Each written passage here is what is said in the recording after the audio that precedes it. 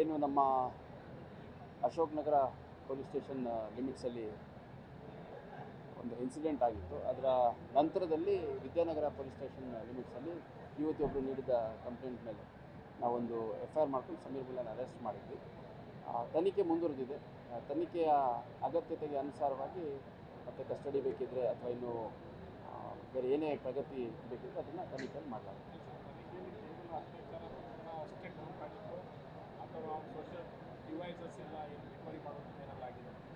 ಅಲ್ಲ,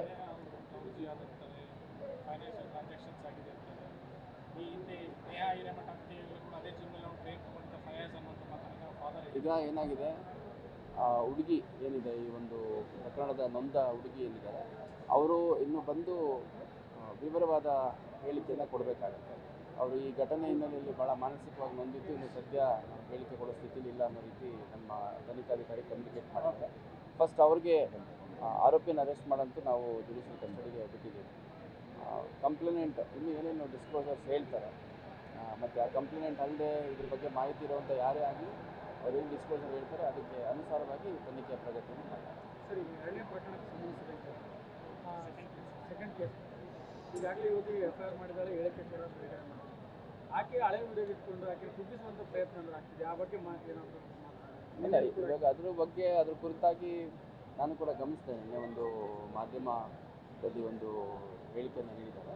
ಅವ್ರದ್ದು ಏನು ಹೇಳಿಕೆ ಇದೆ ಅದನ್ನು ತನಿಖಾಧಿಕಾರಿಯ ಮುಂದೆ ಬಂದು ಹೇಳಿ, ಅದ್ರ ಜೊತೆಗೆ ಅವರು ಬೇರೆ ಯಾರಿಂದಾದರೂ ತೊಂದರೆ ಆಗಿದೆ ಅಂತಂದರೆ ಏನು ತೊಂದರೆ ಆಗಿದೆ ಅನ್ನೋದ್ರ ಮೇಲೆ ನಾವು ಕ್ರಮ ಕೈಗೊಳ್ಳಲಿಕ್ಕೆ ಸಾಧ್ಯ ಆಗುತ್ತೆ.